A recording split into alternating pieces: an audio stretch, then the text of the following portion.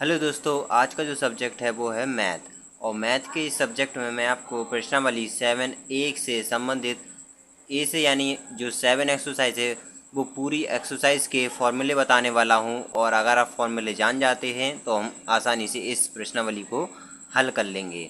तो सबसे पहले हम जानते हैं प्रश्नावली। देखिए 7A लिखा है मैंने, तो 7A में आपको लिख लेना होगा ये सारे फॉर्मूलाज। जैसे मैंने ये अक्ष बताया था आप लोगों को, पहले भी आप लोगों ने सवाल में सीखा होगा 9th क्लास में, और अगर नहीं सीखा है तो मैं आपको फिर से बता देता हूँ।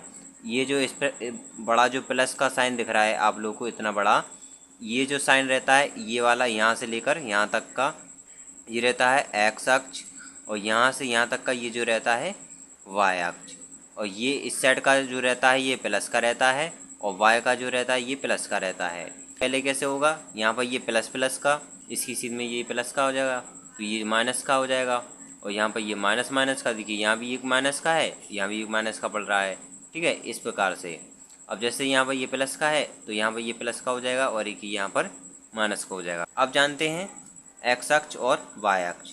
तो एक्स अक्ष को, ठीक है, एक्स और वाई, तो एक्स को बोलते हैं हम भुज और वाई को बोलते हैं कोटि।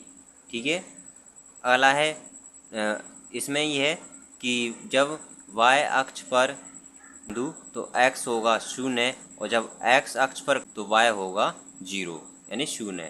ये है मूल के निर्देशांक। तो निर्देशांक कुछ इस प्रकार से आते हैं, ब्रैकेट में 0,0 लिखा है, इसकी जगह संख्या आएगी। तो सबसे पहला जो फॉर्मूला है वो है मूल बिंदु से दूरी। अगर हमें मूल ज्ञात करना होगा तो फॉर्मूला लगेगा रूट के अंदर एक्स स्क्वायर प्लस का वाई स्क्वायर। ठीक है, जो मैं आपको फॉर्मूला बता रहा हूँ ये आपको नोट कर लेना होगा। तो देखिए दूसरा है दिए गए दो बिंदुओं की दूरी। अगर दो बिंदु दिए हों तो उसके हम बीच की दूरी ज्ञात करेंगे। तो पहला जो बिंदु रहेगा उसके निर्देशांक लिखेंगे, और दूसरा बिंदु रहेगा उसके निर्देशांक लिखेंगे। ठीक है, तो रूट के अंदर होगा, ब्रैकेट के अंदर पहला रहेगा x1 माइनस x2 ब्रैकेट बंद स्क्वायर प्लस का ब्रैकेट के अंदर लिखा है y1 माइनस का y2 फिर ब्रैकेट बंद फिर स्क्वायर। तो अगर आप चैनल में पहली बार हैं तो चैनल को लीजिए सब्सक्राइब, ताकि आपको लेटेस्ट वीडियो की नोटिफिकेशन सबसे पहले मिल सके। तो अब हम क्वेश्चन को सॉल्व करेंगे तो आपको आसानी से ये पता चल जाएगा किस तरीके से ये फॉर्मूलाज का यूज़ है। बहुत ही ज़्यादा सिंपल है इस प्रश्नावली में क्वेश्चन, और कुछ कठिन भी हैं तो वो भी मैं आपको बताऊंगा। तो तीसरा फॉर्मूला है विभाजन करने वाले बिंदुओं के निर्देशांक। तो विभाजन देखिए, विभाजन सूत्र क्या होता है, x बराबर, ठीक है, x m1 x square plus m2 x1 बटे में m1 m2।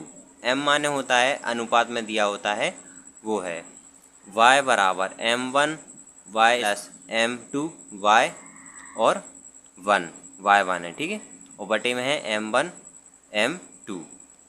तो ये है फॉर्मूला। अब है बाह्य विभाजन का सूत्र। तो बाह्य विभाजन का सूत्र होगा x बराबर में m1 x2 minus m2 x1 और बटे में m1 और m2, फिर कॉमा, फिर y का देखेंगे, y बराबर में m1 y2 माइनस का m2, और फिर उसके बाद आता है y1। ठीक है, जिस प्रकार यहाँ लिखा है उसी प्रकार इसके बगल में भी लिखा है y1, फिर बटे में m1 फिर m2। चलिए और जानते हैं समदूरस्थ बिंदु। ये जो फॉर्मूला है जब क्वेश्चन में पूछेगा इसी तरीके से तो आपको पता चलता जाएगा कि ये किस सवाल में कौन सा सूत्र लगाना है। तो ऐसे ही आएगा कि समदूरस्थ ज्ञात कीजिए, बिंदु दिए हुए हैं तो हमें फॉर्मूला लगाना होगा। फिर कहता है विभाजन करने वाले बिंदु के निर्देशांक ज्ञात कीजिए तो हमें ये वाला फॉर्मूला लगाना होगा। ठीक है, तो अब है समदूरस्थ बिंदु। ऐसा बिंदु जो बिंदुओं के समान दूरी पर स्थित हो उसे बोलते हैं हम समदूरस्थ बिंदु कहलाता है। समदूरस्थ यानी बराबर बराबर में स्थित हो। इस प्रकार से रहेगी रेखा ए बी और ए के यानी मध्य बिंदु है डी। तो ये हो जाए समदूरस्थ बिंदु, यानी यहाँ तक की दूरी बराबर है। जैसे यहाँ से यहाँ तक की दूरी है 5 सेंटीमीटर, तो यहाँ से यहाँ तक की भी कितनी होगी 5 सेंटीमीटर। तो ये बराबर भागों में मतलब मध्य बिंदु है डी, तो इसी को बोलते हैं समदूरस्थ बिंदु। सिक्स फॉर्मूला है मध्य बिंदु के निर्देशांक। अगर हमें मध्य बिंदु के निर्देशांक ज्ञात करने होंगे तो हमें ये वाला फॉर्मूला लगाना होगा।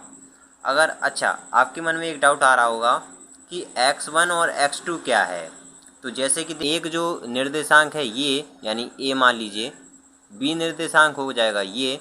अब हमें क्या करना है, इसकी मध्य बिंदु के निर्देशांक ज्ञात करना है। तो x1 ये हो जाएगा, x2 ये हो जाएगा। तो पहला जो इसमें संख्या रहती है वो x की रहती है, फिर दूसरी रहती है y की। तो हमने नाम दे दिया है x1 ये हो जाएगा, x2 ये हो जाएगा, और अगर और बिंदु दिए होंगे तो x3 वो हो जाएगा उसमें। ठीक है, उसी प्रकार से जो पहले बताए थे मैंने उसमें भी ऐसा ही है। आप क्वेश्चन सॉल्व करेंगे तो और अच्छे से आपको आएगा। तो इसलिए मैं कह रहा हूँ कि आप चैनल को लीजिए सब्सक्राइब, ताकि आपको वीडियो की नोटिफिकेशन सबसे पहले मिल सके।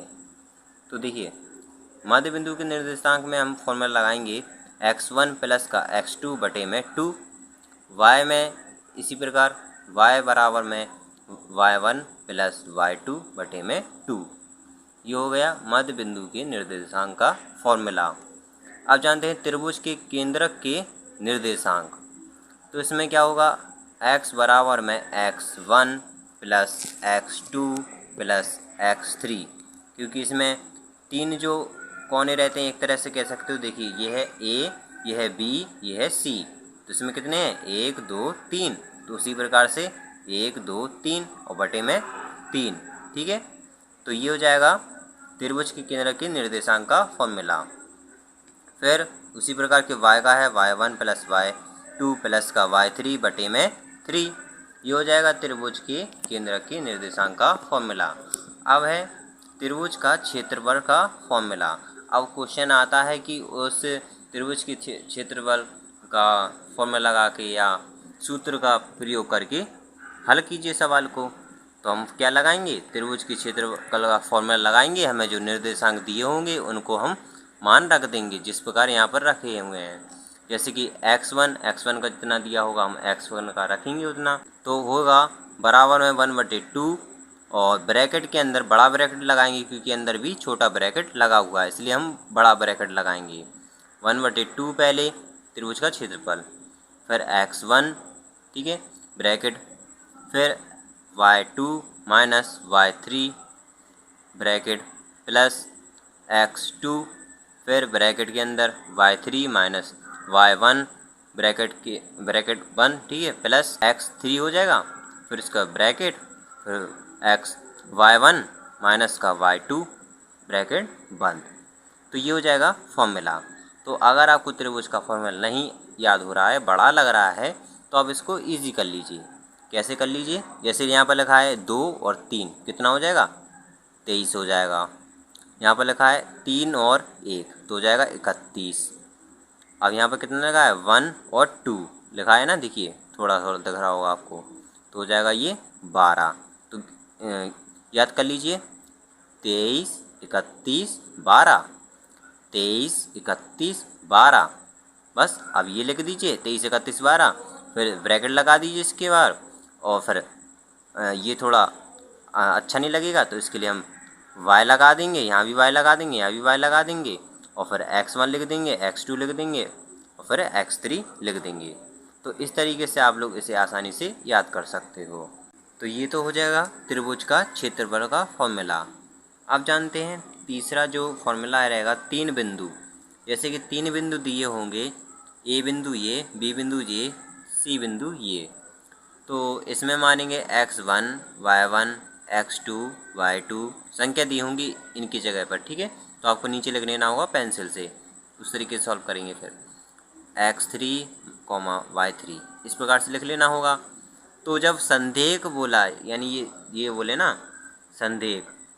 संदेह वाला जब क्वेश्चन आएगा तो उसमें हम क्या होंगे कि जब संदेह होंगे तभी हम ये फॉर्मूला लगाएंगे।